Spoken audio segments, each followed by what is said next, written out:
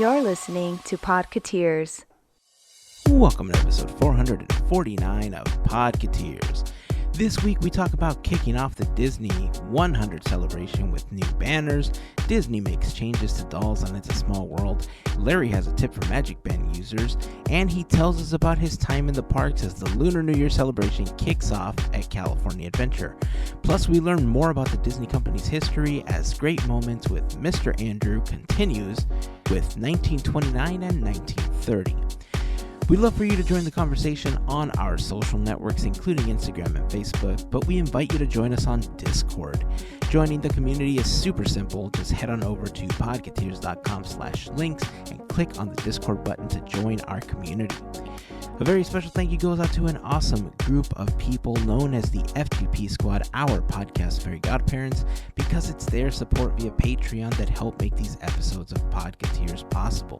As part of the FGP Squad family, you get some additional perks like exclusive discount codes for Podketeers gear, additional content like the Podketeers after show, and access to our happy hour calls, just to name a few. For more information on how you can become part of the FGP Squad family, we invite you to check out podketeers.com/FGP. And as always, a super special thank you goes out to the FGP Squad for their continued support. And that's it. It's time to get this episode going. If this is your first time hanging out with us, welcome. We hope that you enjoy the episode and that you come back for more. And of course, if you've been hanging with us for a while now, welcome back, friends. Here is episode 449 of Podketeers.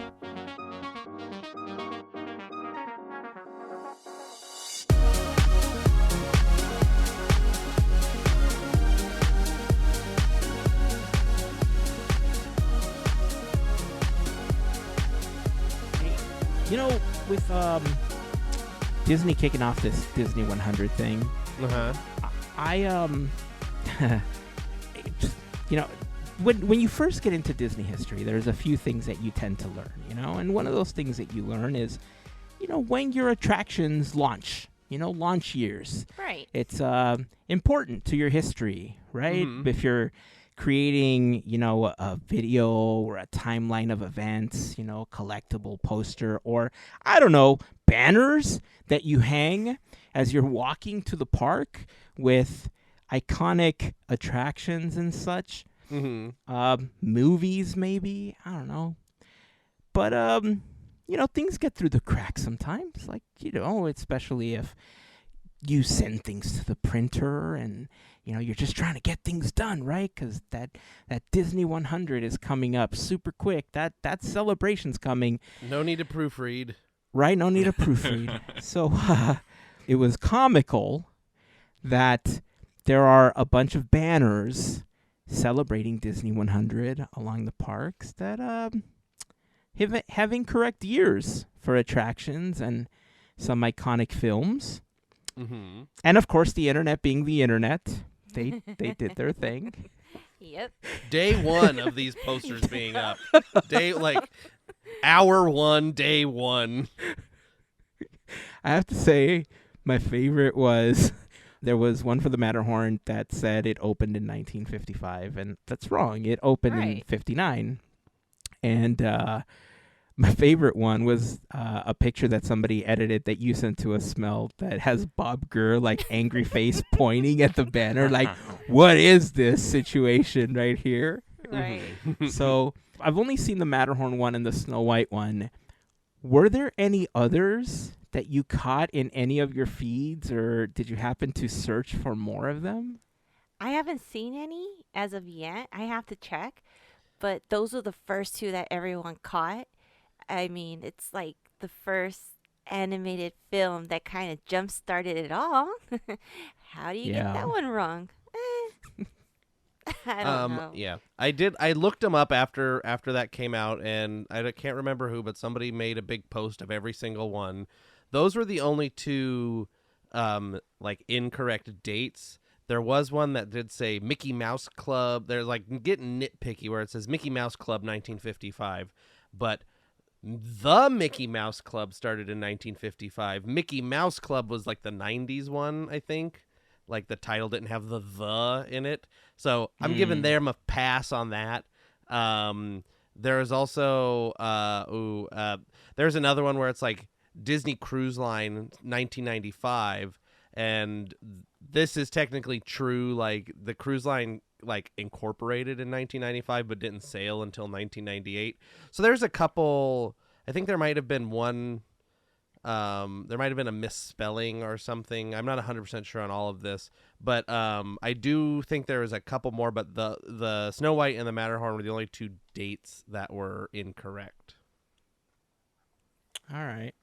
Well, let's help Disney out here. So we've done some marketing and some PR for them before. We've helped them out with new products. So let's try to help spin this in a positive direction for them. So I say that for the Snow White one, how off was it? What was so. 239? It was off by 2 years? 39. Mm-hmm. I think it was 2 years. Was it ahead?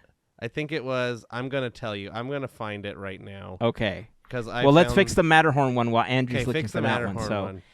So for the Matterhorn, we'll say the date that was on the banner was the day they bought the basketball hoop that would eventually go in the Matterhorn. Knowing that there was a plan to put up this mountain. Like, the plan wasn't there, right? Mm-hmm. Like, the plan came after. Like, everything came after. But that's the day they bought the iconic basketball hoop that went inside the Matterhorn.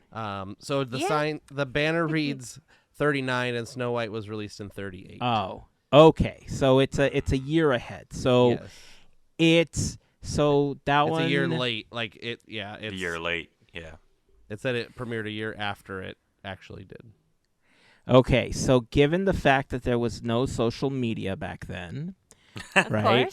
Now something comes out and instantly everybody knows about it because of social media within 1 minute, right? Mm-hmm. So given there was no social media back then, 1 year ahead is when everybody knew about it, right? So there was a delay. Like, it was popular when it released, but it really blew up a year later. So they're using that date. So boom, fixed. There you go, Disney. You're welcome. I found the other couple of things. It says Wed Enterprises 1953, which is kind of it was founded in late 1952, so it's kind of close. That might be some internal semantics things, I don't know. Another one people have mentioned, it says the banner says Disney Bros Studios, which is a weird shortening of Disney Brothers Cartoon Studio, which is what it was titled originally, the company. Well, that one's easy as well. You see, for that banner, the printing company said, well, we're going to charge you by the letter. There you go. And so they decided to just, truncate it so There that they we go. didn't have to pay more for it. Well, they are yeah. saving money to retheme attractions after all. Yeah, but then this one, it says Walt Disney Studios, but it's Walt Disney Studio. They added an S, according to these people. Well, see, at that Fancy. point, they had some extra letters from the ones that they didn't use before. And They so they worked said, well, around the what are we budget. going to do? Yeah, they did. There you go. And so what they did was they used that S on that banner because it was just hanging out and they couldn't get a refund for it.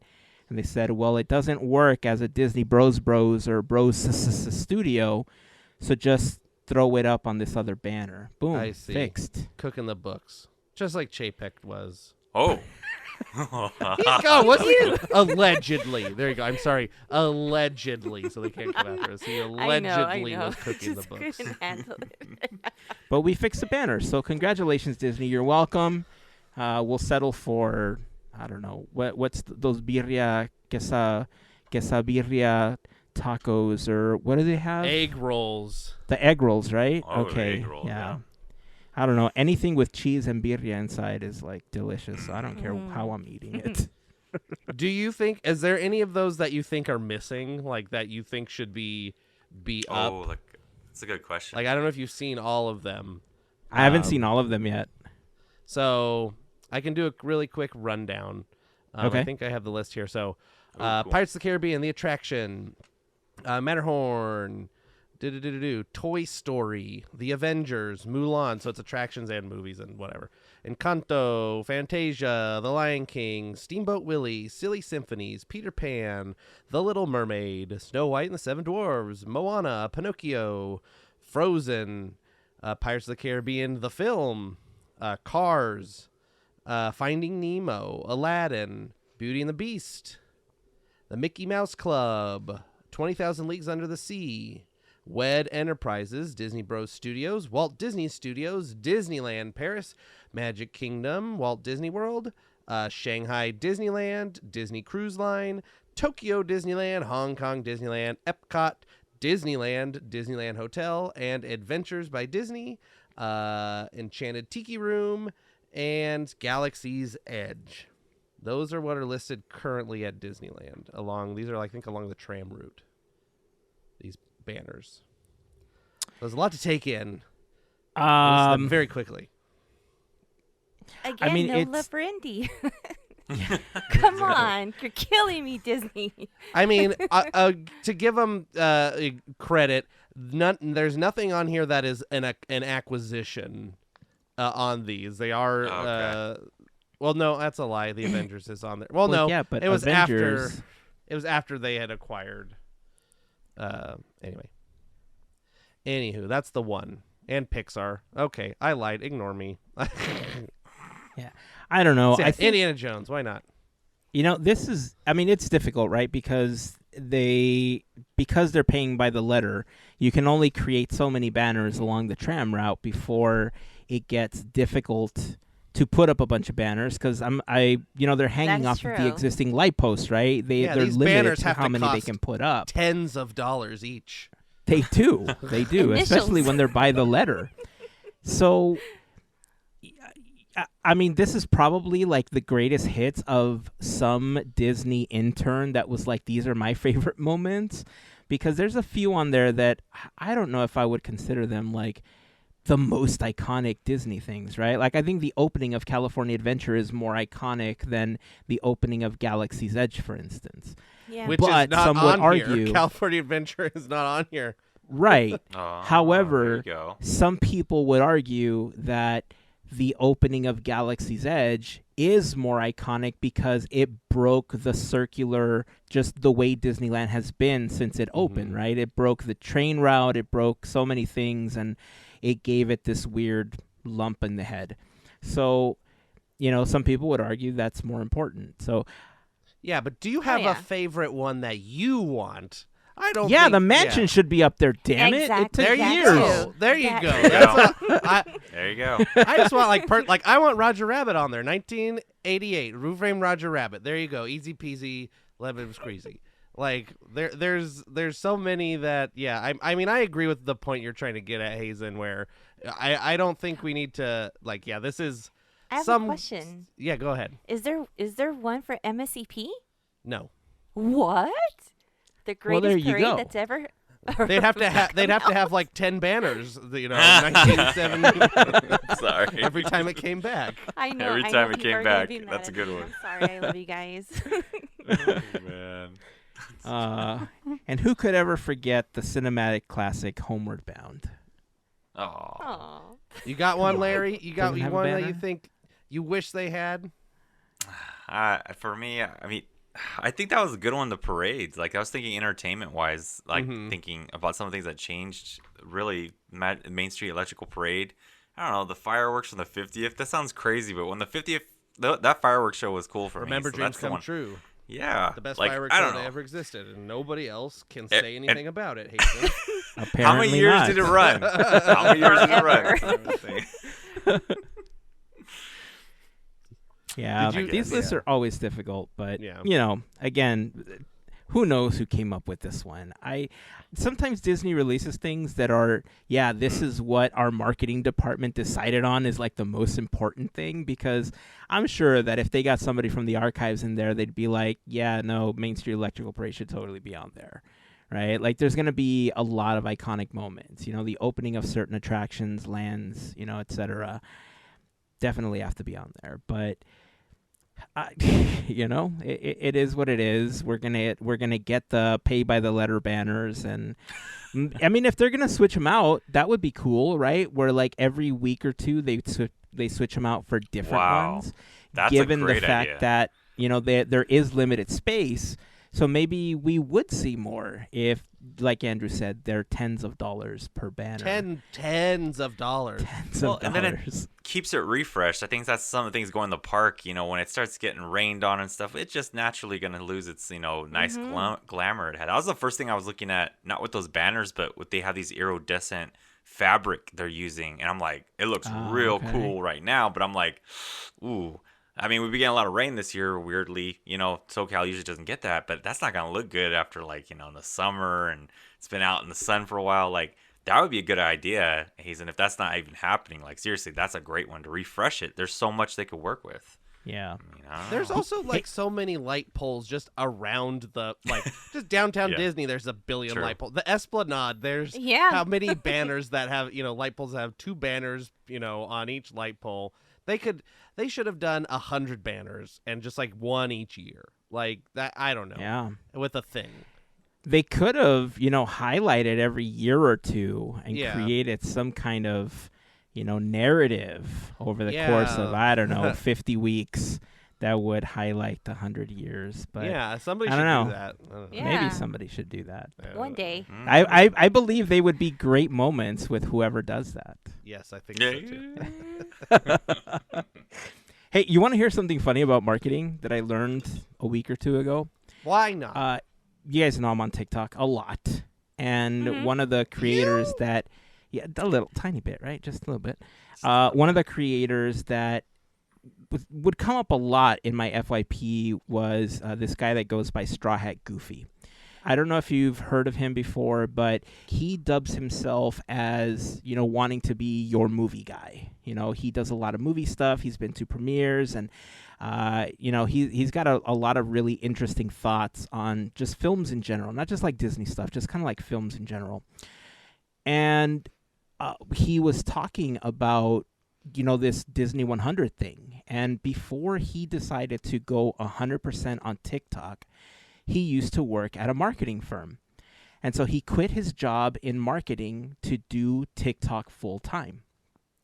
Now, the agency that he worked for, like years ago, had approached his boss, and they said, hey, he came into his office one day and he said, hey, so the Disney company has approached us. They want us to work on this 100-year celebration thing that they're going to do.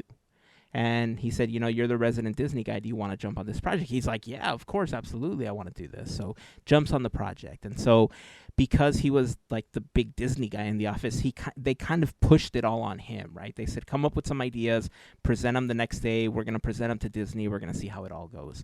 So he says that they came up with all sorts of, different taglines, and they wanted, like Disney said, we want to stay away from magic. We want to stay away from like all the Disney keywords that we've known for the last, 50 years or so that we're familiar with.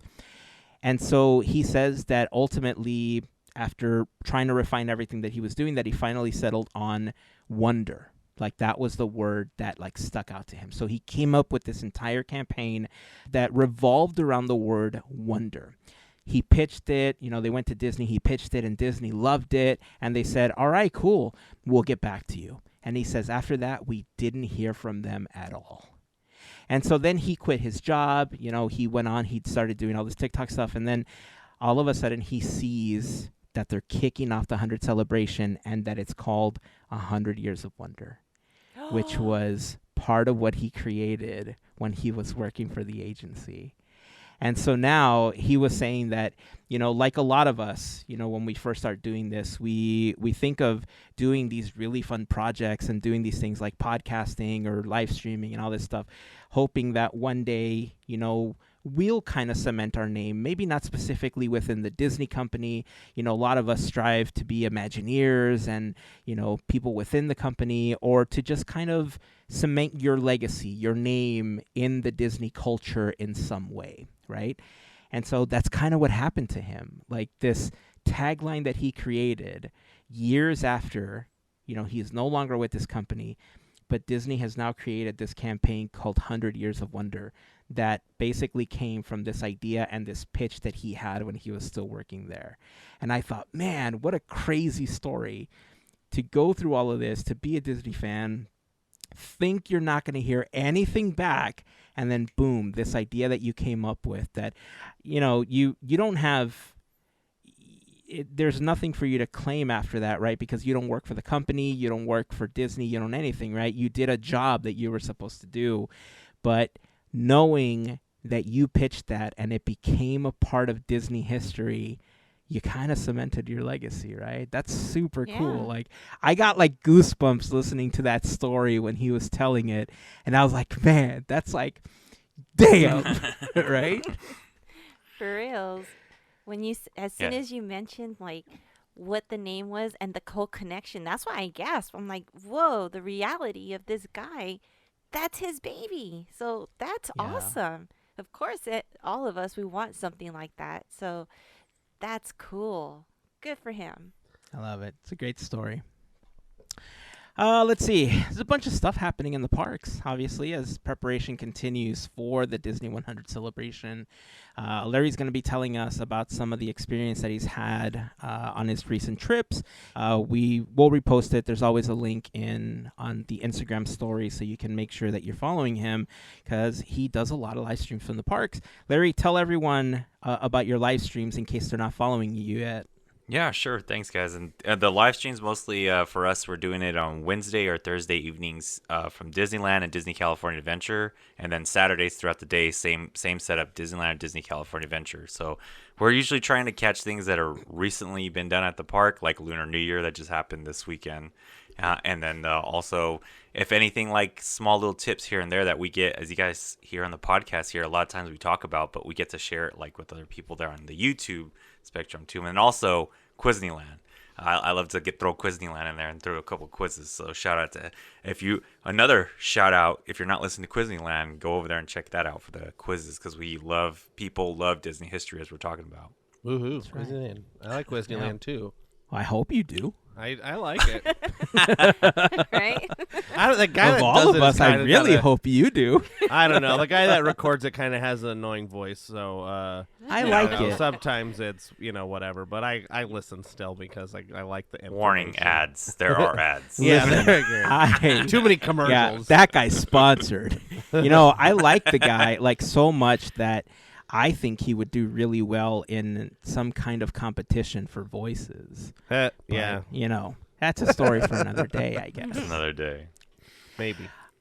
We shall. So, well, you know what? Let's actually get into some of the experiences. We can pivot back to some of the other changes in the park, but Disney's doing something that is being acknowledged kind of around the world, which is a lot of the Asian culture is celebrating the Year of the Rabbit. However, Vietnam is celebrating the Year of the Cat. I don't know enough about that to talk about it. That's kind of the gist as I understand it. But Disney is actually doing the same thing. Larry, tell us a little bit about the things that you saw, and then we'll talk about a couple of the surprise characters that you'll be able to meet as part of Lunar New Year. And that's the cool thing, yeah. I don't want to spoil that part. For me, it was about, and I'll put this out there too. With me, when I was going last time, before I started using Goofy Guys Adventures as a live streaming platform, I was going and doing video content. And one of my first videos I ever did was Lunar New Year celebration, March 2020. So February timing, because the park was still open. So I was trying to compare it to what it was back then, because that's what I wanted to see again. And man, they've done a good job. I got to, luckily enough, to be there to see two offerings. And the first one being during the day, which is the Mulan's Cavalcade. I would say it's a procession is what they're listing as, but it's a smaller parade. And not to like really make it less than what it is. What's really nice about it is it's very ornate and there's lots of, paying respect to the culture, to Chinese New Year, and then also, making sure to mix in, like you're talking about, Vietnamese. You see dancers that are from that culture, in the costumes that they would use, and also in the Lunar New Year, you see like the dragon, you see some of that action as it interacts with the crowd, and then you also see Mulan and Mushu in that cavalcade style procession. And the music they use, it seems, I'm like, once again, in the most respectful way I think Disney can do, like you're talking about Heyzen, as far as like they're not full experts in it quite yet. It seems to fit very well. And from what I could tell from people that were watching with me through the live stream, they thought it was good. They thought, oh man, this seems like a good move for Disney in regards to at California Adventure is where you could catch it. It paying a nice light for the Lunar New Year celebration. And it comes from two areas. So if you're trying to catch it, it's either going to come from the backside of the Paradise Pier area, cutting near Little Mermaid, or excuse me, Pixar Pier area near Little Mermaid, and go straight in through all the way back if you're going past Avengers Campus and back into Carthay Circle area through Hollywood Boulevard, or flip that direction. I would say if you're thinking about views real quick, I propped up right at Carthay Circle when it was coming back the other way from Hollywood Boulevard heading towards Pixar Pier. And that was a great little spot there where you could catch the trolley. There's like a little curve there. Amazing spot if you really want to catch the interactions with the characters, which I don't want to sell away either who's in it. Lastly, at night, something they added to World of Color in the beginning is a section which I believe they call Home or Coming Home. And it represents a lantern that's supposed to be guided back home in regards to the celebration with Chinese Lunar New Year and the lanterns, how they signify. And it has mushroom in it. Again, mushroom in it. Or mushu in it. Mushu.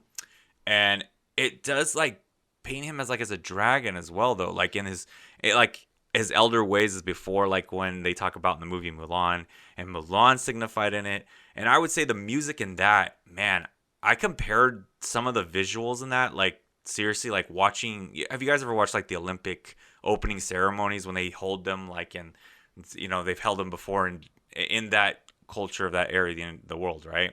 Mm-hmm. It feels like that in music and representation through World of Color. That's what it felt like. And I'll admit, the ending of it, it's really fun because it does pay homage to their celebrations because there's a little bit of fireworks, which you hardly see on World of Color. It happens usually only on 4th of July and stuff. They're not like the huge shoot up in the air like you see in front of the castle, but it does. They use those type of fireworks you would see like in the Chinese New Year celebrations, like those, like I don't know, like sparkle style. So yeah, I don't want to ruin too much of it if you haven't seen it and you're gonna see it in person. And then, like I said, there's other food booths offering too that I didn't get to try out, but they are there. They got like I believe 7 or 8 if I'm right. It could be a little less than that, but from what I could tell from our FGP Squad members that have been going out there and are just people in the Discord that have got to try in on it, a couple of them.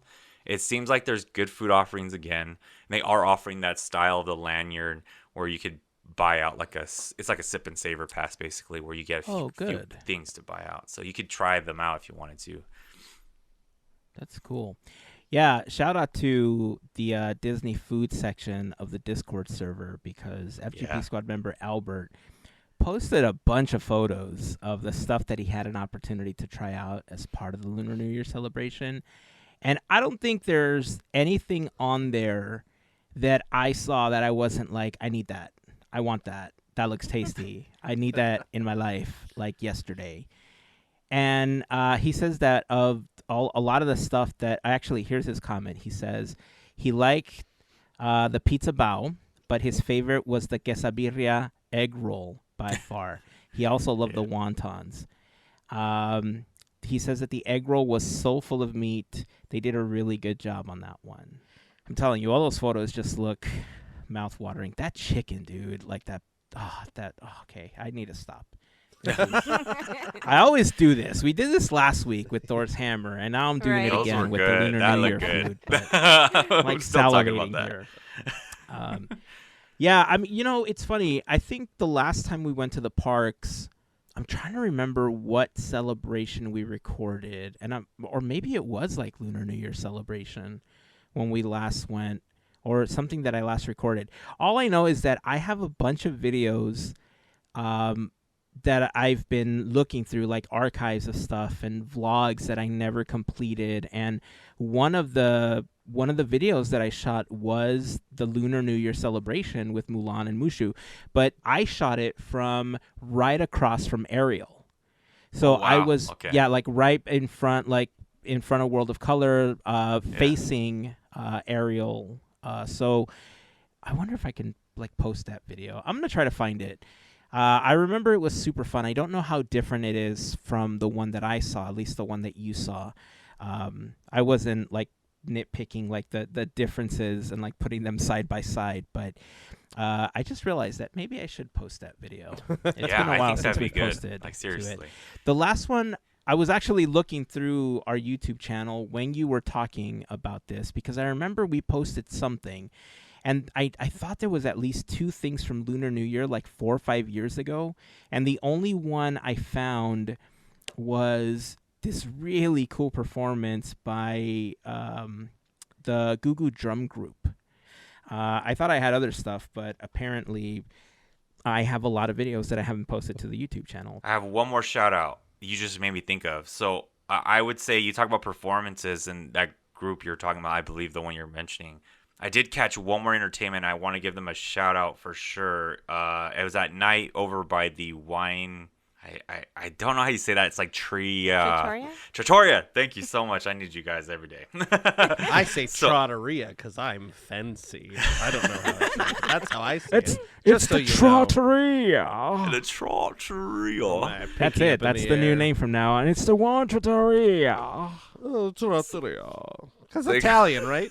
It's Italian. They call it the Sonoma Terrence, I think, in that area, but they had vocal soul. So it's not the way you would think you'd spell like S-O-U-L. It's S-E-O-U-L. All right. Like Seoul, South Korea. Korea, the capital of South Nailed Korea. it. Yeah. So, and they're like a cappella group that are, I believe, if I remember right, Chinese, Vietnamese, and a mix of from that part of the world, and they killed it. You're talking about like they mixed in like American pop, K-pop, and then Disney music, and they were just all a cappella. And then there was a breakdown beatbox session that one of them did.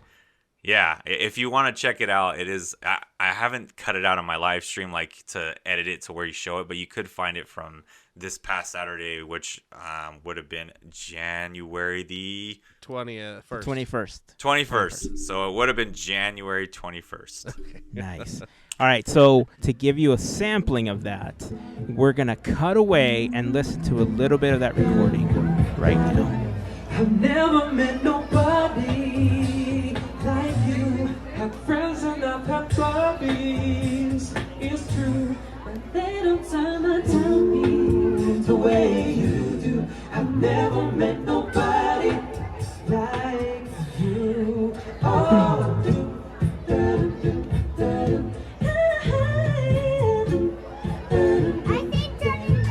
you're never not on my mind. All right, so if you want to listen to the entire performance, you can head over to Larry's YouTube channel, Goofy Guys Adventures. You can watch the entire live stream there. You can also sign up, hit that bell icon, do the notifications so that you are alerted of new live streams that are coming. Smash it. Make sure that you're following it. Yeah, smash it. Hit it hard.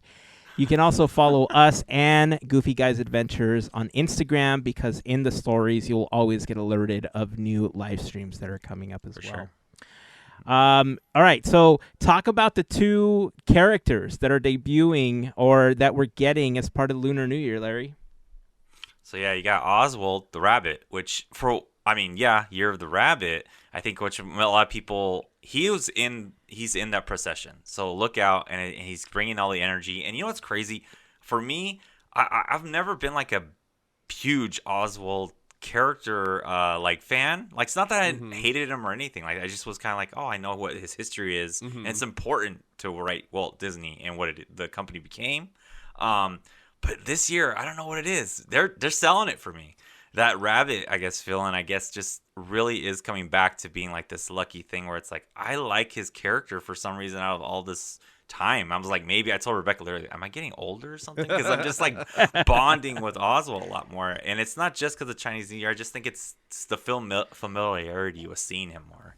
And then now with the newest offering, which, I mean, I think for me, you guys have to like sound out the name the best you could say, because I don't say it right, and it's supposed to honor the Vietnamese celebration, which would be the Year of the Cat, is what you're looking for, or Tensia. Yeah, that's what it is. Or and another thing, I don't know if they're supposed to be like friends. They're boyfriend and girlfriend.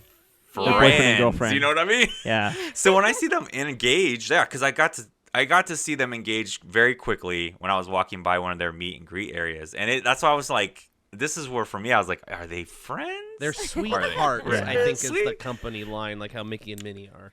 Yeah. No, I think they directly call him. They directly call her his girlfriend because that's how she's introduced in the cartoons. So okay. I'm pretty sure. I mean, I could be wrong. If you've read Sweetheart somewhere, it's fine. No, right? I'm just making that Mickey up. and Minnie, but I'm pretty certain they call her his girlfriend.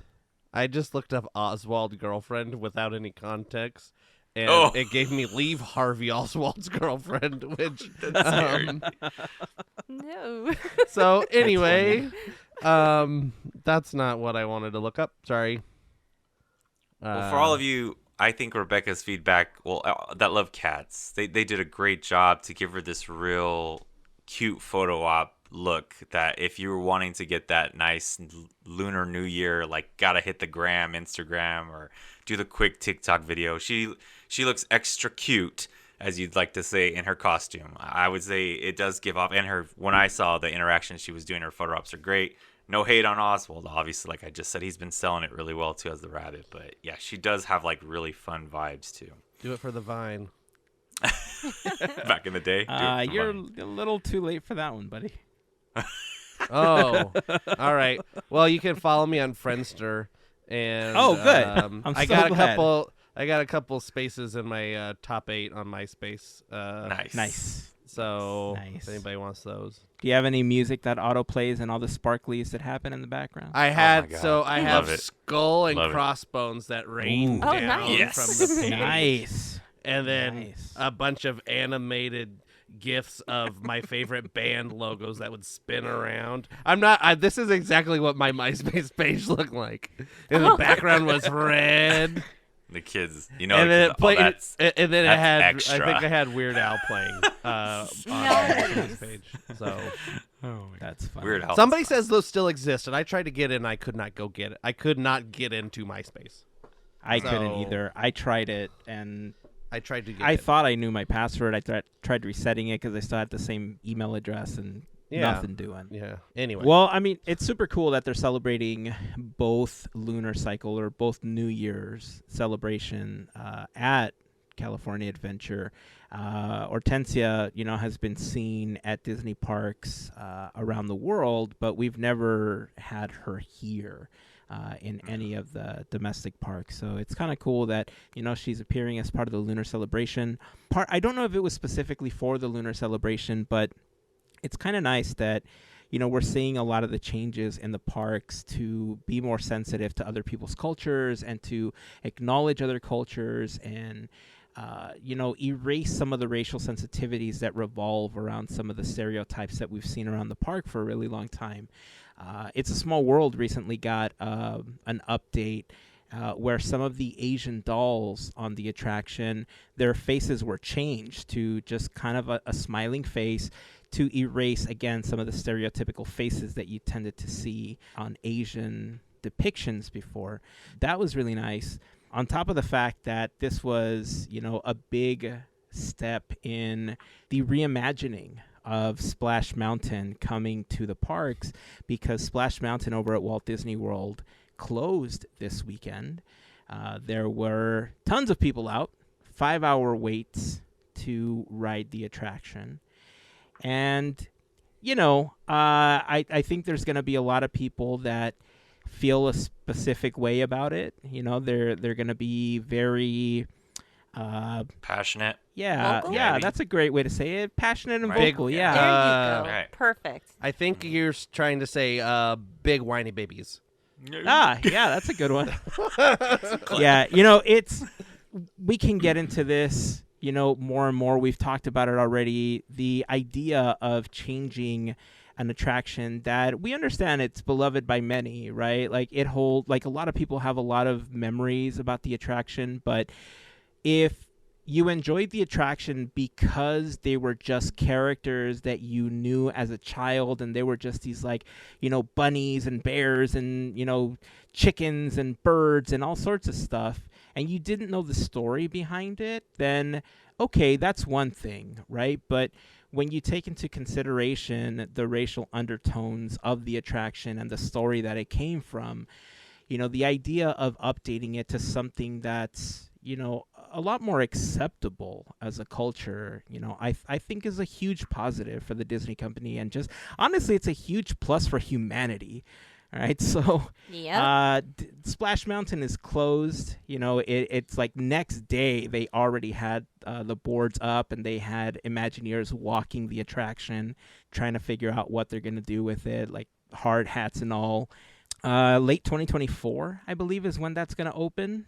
So it's going to go the reimagining super quickly. And I don't think we have a closing date here at Disneyland yet. I know, I think Brian was the one that asked the question over on Discord. I don't think they've announced it. They'll probably end up announcing it within the next month or two. But, it's a little bit more difficult here at Disneyland because you don't want it to kind of overshadow the Disney 100 celebration. You want that to kind of be front and center as far as news cycle is concerned. So I imagine that they probably will take some time to announce that.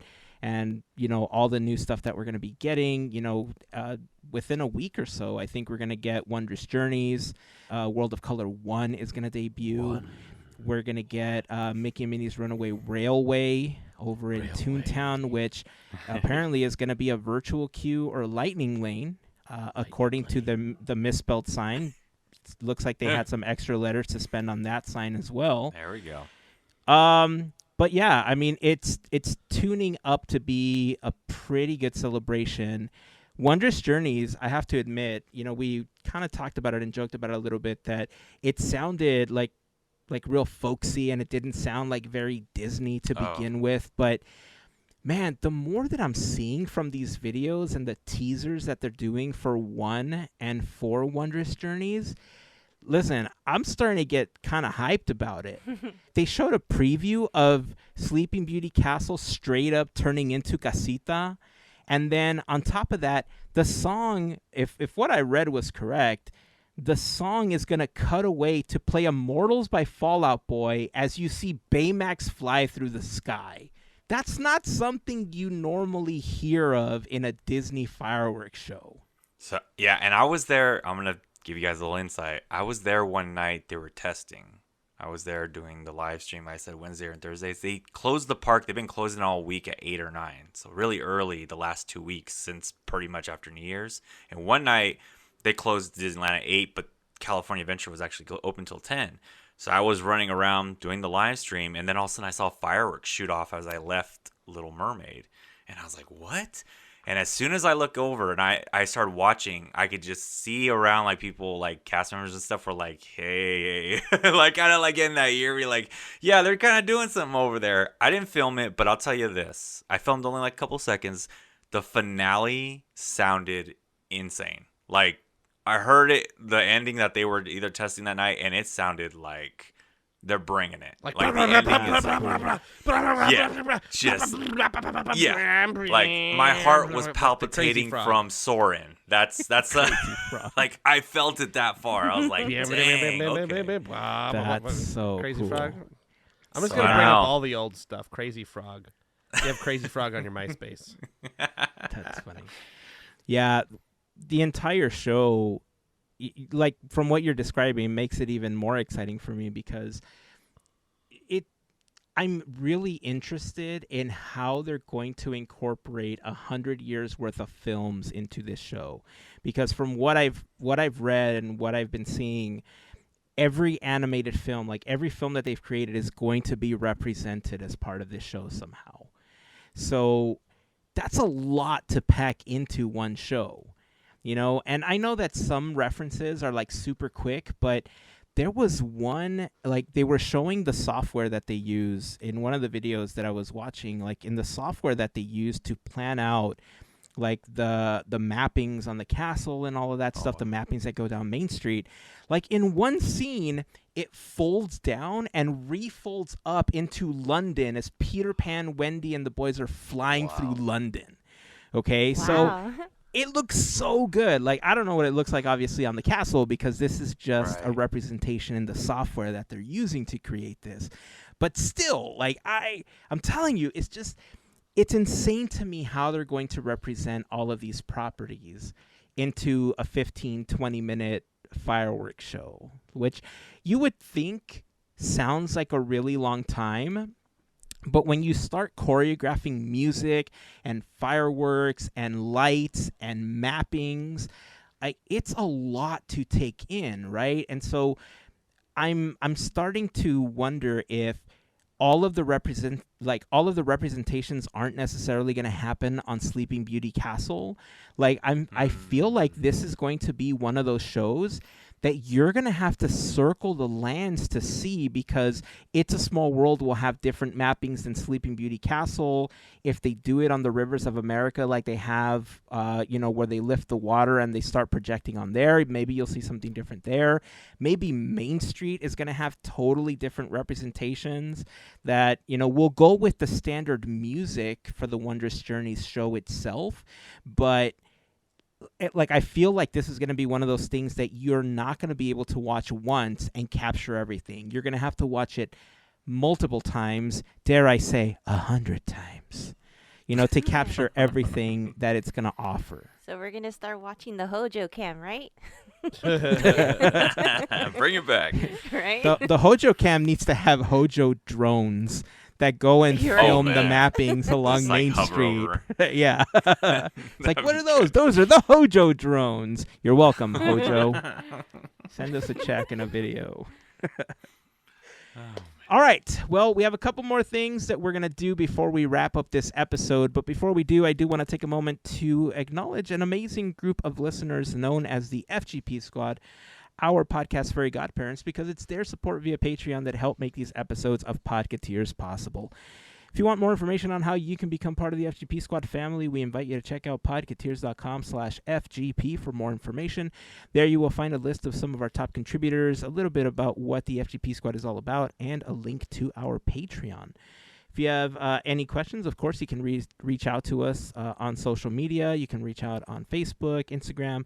But obviously, we would love it if you join the community over on Discord. Being a part of the FGP Squad does get you a special section on Discord. You get access to our happy hour calls, additional content on Patreon, random giveaways, and more. So again, if you have any questions about the FGP Squad or being a member, please feel free to reach out. We'll be happy to answer any questions that you might have. And of course, to all of the members of the FGP Squad, we just want to send a huge thank you for your continued support. And just quickly announce that our next happy hour call is going to be happening on February 11th. That is a Saturday. So if you're available, we'd love to have you there, play some games, hang out, chat, and just be with each other and hang out for a while. So hope to see you there. More info will be posted, obviously, on Discord and on Patreon soon, so keep an eye out for that. And so thank you. Hey, Larry, I wanted to make sure that we had it in the podcast, but before we started recording, you were talking about a MagicBand tip. Since you've been going to the parks, please share your MagicBand tip with everybody before we move on to some great moments with Mr. Andrew. Ooh, I'm excited for that. For many of you know the Great Magic Band. Talk about Great Magic Band debacle with me, being that my Hulk-like wrist that me and Heyzen have in common, and I would say Andrew too. Andrew hasn't even went on the Magic Band Plus thing yet. So yeah, this bigger wrist issue where we were trying to figure out to keep the band on without it popping off. And then last time I had let everyone know that I did lose my first one, but I got another one. I learned that if you just keep clasping it and breaking it in, it'll work better. And it did for the time being. But then Heyzen had mentioned, like, also FGP Squad members had mentioned in the past how Magic Bands have went through these iterations of having parts where you could take the puck out, but we didn't know for sure if you could. Heyzen said now we knew there was a way to take it out. There's 4 small screws behind the Magic Band Plus. Once you unscrew it, releases the casing, and then out comes the Magic Band Plus puck all in one piece.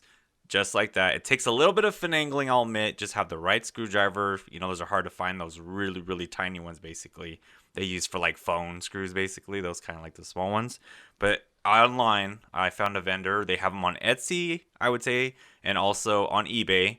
I bought mine from someone on eBay because they had a competitive price, and I seen the sizing and color. I wanted one that was clear because I wanted to see if the outside rim of it would light up more, and it did. And the cool thing about the one I got was has a back attachment where you could slide it on to whatever watch you have. I have an Apple Watch. We've talked about this before again, where Heyzen said it would be cool if that technology was just on your watch, any smartwatch or watch you had. So that was the idea I went with. And the one I got was about $9 for the puck, the insert part. You put it in there. The only thing I would say, it works. Number one, it works great. Once you slide it in there and you get it grooved in, you basically, what you guys talked about, a lot more easier and convenience to get in the parks. Like, you use one side of your wrist, and then it does light up really cool. If you get like a clear one, you'll see the outside effect a lot more. It does brighten. People catch it more now, I'll be honest. They'll be like, oh man, what's that thing lighting up on your wrist? Like guests that are not always coming to the park will ask me, and I was like, oh, it's the Magic Band. Oh, isn't that supposed to be on a band? And I explain what I'm saying right now. But the only thing I was going to say is keep your original piece of your band that you take it out of so you could clip it back in to charge it. That's the one thing I would say to make everyone remember, because you could still, without the screws in it, you could put it back in its housing and clip it back in to charge it. That's the only thing I would let everyone know as like a disclaimer. Some people have figured out how to put rubber bands and stuff to hold it in the charger place. But I mean, if you want to just get it easier, you just clip it back into the old casing real quick, charge it, and take it out. So what you're saying is, if we get the 3D printer, we can redesign our own version that the charger can clip right into. You're going to win. You don't ever have to. Okay. Noted. You're going to pay back your printer. Okay, you hear me? Yeah. This is one time I'm supporting the 3D printer project. Once again, circling back to the 3D printer farm, where we're going to have them all dressed up like farm animals on bales of hay. Nice. So it's a farm. I like legit. it. Yes, I like the idea. Heyzen gets a 3D printer confirmed. Nice. All right. Well, thank you for the tip. I love it. I'm going to have to go get one of those myself. I've talked about the Magic Band that I have. My wife got us all Magic Bands in preparation for, whenever we had an opportunity to go to the parks. My wife and kids have actually been back to the park a few times. Sadly, I have just not felt well enough to go. But she did get me a Magic Band, and she got me the Iron Man one. I'm considering purchasing a second one that I could use that will attach to my watch to leave my Iron Man one intact, so that it's also like a display piece, because it's got like the middle of the Magic Band on the Iron Man one looks like the arc reactor.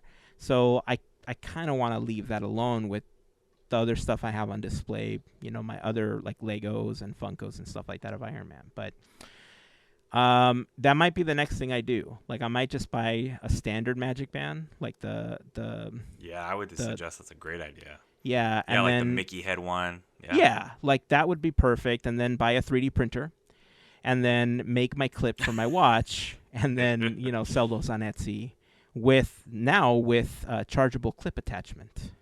Yeah, I think I'm not kidding. If you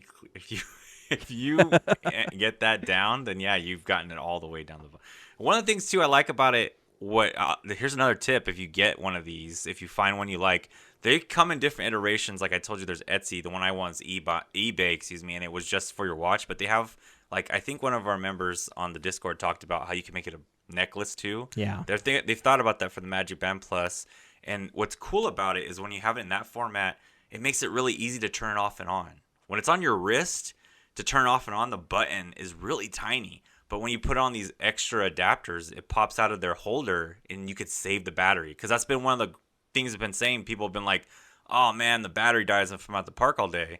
Well, now, if you don't really need it for a while, you can pop it out real quick. If it's on your neck, you just, on the back of it, you turn it off real fast when you don't need it. And turn it back on when you're going to go do your bounty. Or you're going to maybe see something like a nighttime spectacular, like 100 years of whatever's going to be on, right? that's when you turn it back on, and then you don't have to charge it again in the day. So that's another little hack that I figured out too. I'm seeing that it's starting to interact with a lot more stuff now, and Yeah, I'm kind of agree. excited because some of the interactions that I've seen tested with World of Color and what I'm expecting will be Wondrous Journeys, I mean, it looks kind of cool, right? It's everything that I think when the last celebration happened, when the Diamond Celebration happened, we had the wands and paintbrushes and all this stuff, and this is basically the same technology, but it's a lot more refined now because it seems to be working a lot more than it was with the paintbrushes and the magic wands. So I'm excited when I finally get an opportunity to try this out and see what it's all about. This is going to be something that I'm really going to keep my eye out on and test out when I'm finally back in the And park. I think you can have more than 2 on your account, just a heads up. If you were trying to have more than one band, you could associate it with 2 different Magic Band pluses or the puck inside. I guess I'll think know it once I links with spend your- my $30, right? And Right, and then your photos too. I know you guys have talked about PhotoPass. I've heard people now saying that they can use it with PhotoPass at Disneyland. At the Nice. parts where you're like meeting up, like a With character. a photo pass photographer, Right, nailed it, Andrew. Exactly. but not attraction photos. Not yet, but you never know. They better. I like that so much at Walt Disney World. It was just like you just go up to the picture and go boop, and then some of them you didn't even like have to do anything. You wore a magic just band and it was did it. just there. Yeah. I believe it now, like what Heyzen's talking about. It just lights up by itself. Like in certain areas, I'm like, what the heck? Oh, a great one I saw recently was at the flag retreat. I was walking by and I thought that was amazing. I thought that was great. They had it That's light up cool. with like centennial colors during that time. So that's a really cool Dun, one too. dun, dun, dun, dun, That's super cool. Yeah. dun, dun, dun. That song's not copywritten, right? We'll That's all right. we'll Less than find 30 out. seconds. We're good. We're good. All right. Well, I guess that's a really great transition to get us going on a couple more years of Disney history as we present to you Great Moments with Mr. Andrew. I am a man, slight in build, with a big old nose. I forget what he says in the thing. I should learn. You When could it have said comes- anything. I when would it believe comes it. to, he doesn't say I have a big old nose. I'm pretty sure he doesn't say that. Anyway, so let's dust off this big tome of Disney history, and we're covering 1929 and 1930. 1928, the big boom, Mickey Mouse premieres, hot dog, here we go, the train is a moving. So 1929 sees like a very big growth for the company thanks to Mickey Mouse, but especially in one of our favorites, merchandise. So there's a lot of growing merchandise. But this year also the company hires 2 men who go on to become Disney legends, Ben Sharpstein and Bill Cottrell. We will learn more about them as their careers progress. But this is 1929. They got their start. So at the start of the year, wanting to diversify from just Mickey Mouse, even though he's been doing such great for them so far, they start work right at the beginning of the year, start animating the now famous skeleton dance, Silly Symphony. So January 1929, they're getting going on that. But Mickey is still bringing in that bacon. This year alone, Walt was written to or approached by multiple people with suggestions to create all kinds of Mickey Mouse related things.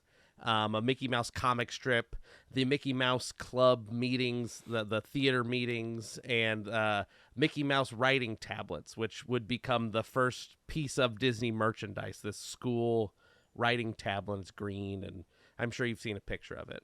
They were getting so many inquiries with the success of Mickey Mouse that they had to create a whole nother division of the company to handle the merchandising. So that's where Walt Disney Enterprises was created in 1929 to handle all of the merchandising deals. This year also had a lot of firsts for the company. They wrote their first song in studio, which is Minnie's Yoo-Hoo. Mickey spoke his first words in 1929, hot dogs. Hot dogs. He goes, hot dogs, hot dogs. It's very unsettling. Voiced by Mickey's first words were spoken by Carl Stalling and not Walt Disney, as many think. Anyways, and after inking a distribution deal with Columbia, they premiered their first silly symphony, The Skeleton Dance, at the Carthay Circle Theater. Near the end of the year, the company was incorporated and renamed again Walt Disney Productions Limited, with Walt and Roy splitting ownership 60-40. And by the end of 1929, the company had completed 5 silly symphony shorts and 10 Mickey Mouse shorts. So that's 1929. Lots of good fun stuff. 1930 is another growing year for the company, but also some hard losses this year.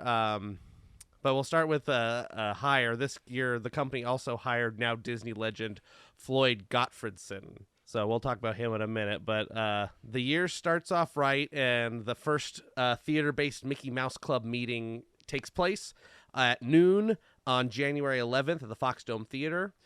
These grow like leaps and bounds over the year, and there's hundreds of meetings all across the country by the end of the year for the Mickey Mouse Club in theater. Mickey's first comic strip, which was drawn by Ub Iwerks and written by Walt Disney, is published just a few days later, January 13th, in the New York Mirror. And after great reception, Walt signed a contract to produce more comics. But at the end of January, we see a big loss for the company. Ub Iwerks and Carl Stalling leave the company after being wooed away by Pat Powers, who doubled their salary, the salary that Walt was paying them. So they went on to make $300 a week under Pat Powers, and with Ub leading an animation studio there. But don't be worried. Ub makes a comeback, as many of you know. So don't worry about Ub.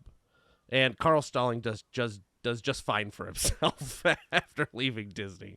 But throughout 1930, more and more Disney merchandise is licensed, including Mickey Mouse dolls by Charlotte Clark, Mickey and Minnie toys by George Borgfeld and Company, and Mickey Mouse, the first Mickey Mouse book by Bibo Lang.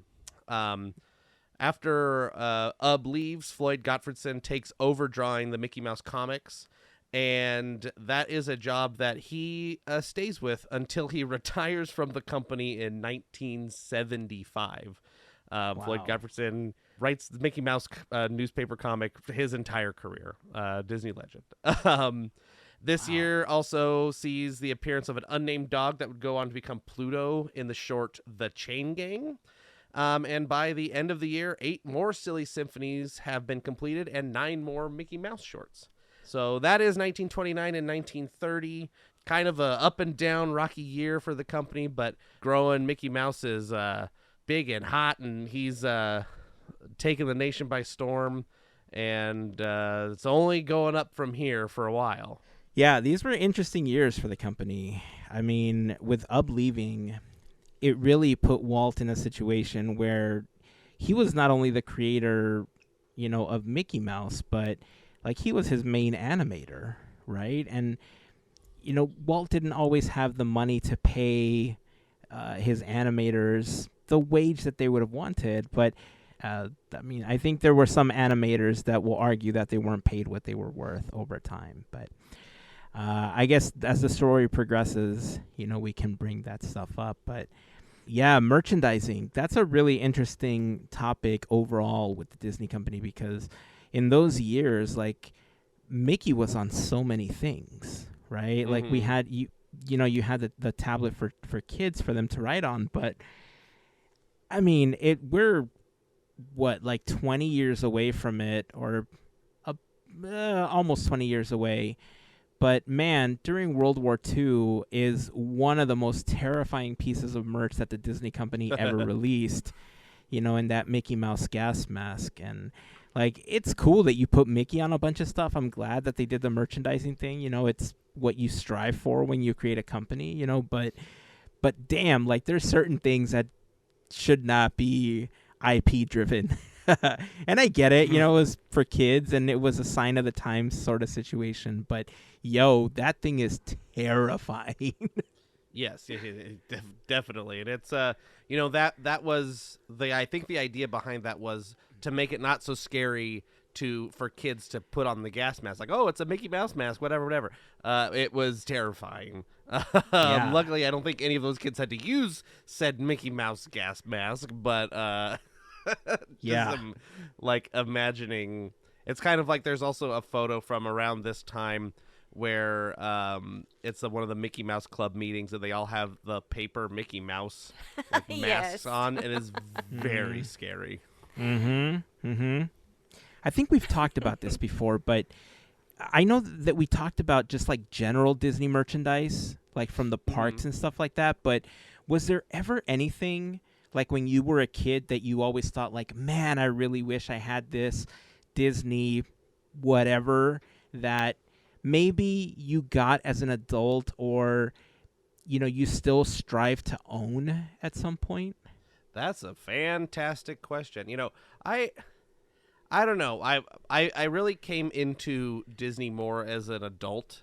Not that I didn't like Disney as a kid, but I think I was less aware of like the brand as it's as a thing. So I don't know. I was really into Thomas the Tank Engine when I was a kid. So that's all I ever wanted was Thomas the Tank Engine stuff. So I'll have to mull this one over. It wasn't the Haunted Mansion when I was a kid. The first time I went to Disneyland Haunted Mansion, I think my ghost left my body and I was looking at it from out. I didn't even make it in the building. So I'm a big chicken. Aw, it happens. Yeah, that's okay. I'm big enough to admit that I'm a big chicken. Yeah, there you go. I'm a proud chicken. But you enjoy it now, so there you go. Yeah, most things. I'm pretty good. Yes, the Haunted true. Mansion I enjoy very much. Yeah, good. I'm on the same boat with Andrew. I'm gonna have to just go. I'm gonna have to answer you. Look back and then give you that answer because. This is gonna be like a next week answer or something. It's a good Pretty one. much. Larry, do you have one off the top of your head? A toy? See, mine goes to Star Wars, which is not a property and I ended up getting a lightsaber. I never was able to get a lightsaber when I was younger, and that's because my mom was against guns and swords and violent weapons, and she was like, don't get them at all.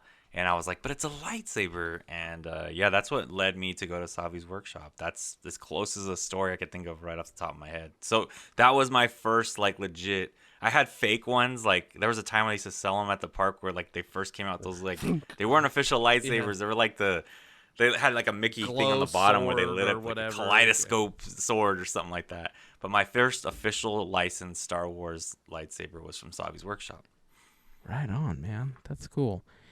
I've thought about this before because I love to collect stuff, right? And there's several things that are pretty prominent in my collection. Like you guys know that I collect playing cards, but when I got into Magic at that time, there was an explosion of custom decks, which is kind of where my mind shifted, and I started to collect a lot of these custom decks because I knew a lot of the magicians that were designing these custom decks. And so, I'm collecting the stuff my friends were making at the time. But before that, one of the things that I really loved to collect was watches. I collected different brands, but Invicta and Fossil were some of the two of the brands that I collected a lot of stuff from at the time. I don't know where it is now, but one of the biggest things that I remember collecting at that point was one of the old Casio calculator watches. It had the tiny buttons on there, and you can never get away with doing any type of calculations on that thing if you thought you could get it from school. But one thing that I've always wanted that I've never been able to get a good price on, and honestly I stopped looking for it after a while, was one of the 1980s Seiko or Loris Mickey Mouse watches. Yeah, those were outside always on my list, man. Those were, to me, they were just so iconic. Whether they had that segmented gold band with the clip on the bottom, it's it looks old school as hell, man. But I don't even care. It's a Mickey Mouse watch, right, from the 80s, and it just looks dope. I want one so bad still. I think I've collected stuff over time where I see an end to it, Like there's like kind of a beginning and end to that collection. And like I still have a lot of the watches. I used to have a really nice display where they were all kind of wrapped on, like, you know, like they make like different jewelry things where you can display it. I had a lot of my watches on there. Right. But because most of my collecting stuff is now the playing cards, like I've just kind of shifted away from that. But now that I'm thinking about it, I feel like I do need to finish that one and get myself one of those Mickey watches if I ever find a good price on it. That's a good one. Yeah. Right now, you can get one on Poshmark for the low price of $562. Yeah, not gonna do that. Yeah, not gonna do that. And that's See, kind they of came what out they've with been. Apple Watches, and that's what messed me up, because like now it's hard to justify. It's really a collector's item. You're thinking, Yeah. because you're like, my smartwatch could run circles around that watch, right? Yeah. It's really, you're buying it for nostalgia. Yeah. And that's the thing. Like you can get so many faces, either free ones or even paid ones for smartwatches that are like $1 or $2. It's just so much easier to be able to do that. Plus you could put your own pictures on there. So if you're handy with a little bit of Photoshop or you like to work your way around Canva, you can create your own backgrounds for these smartwatches and you can put whatever you want on there.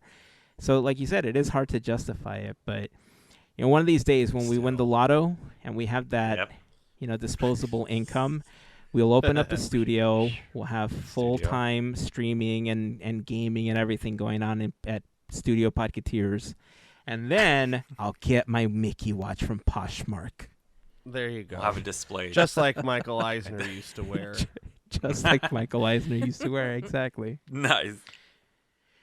All right, I think that's going to wrap it up for this week. Any closing thoughts or anything else we want to bring up before we wrap up this episode?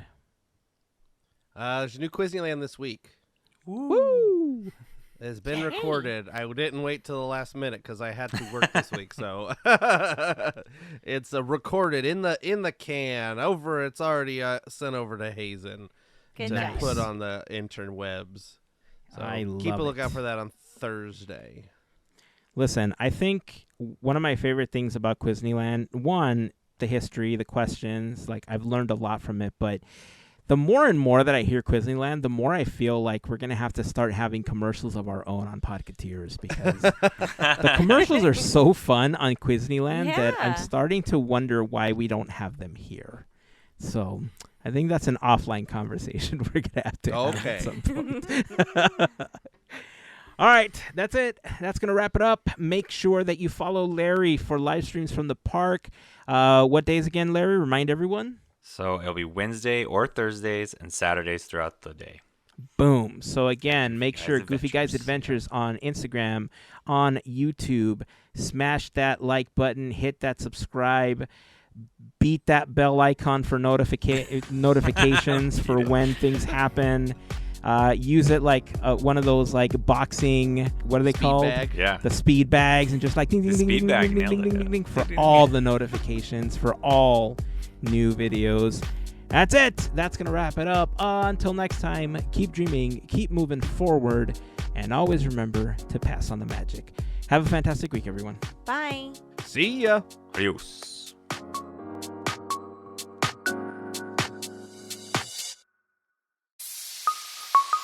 Part of the Podketeers Network.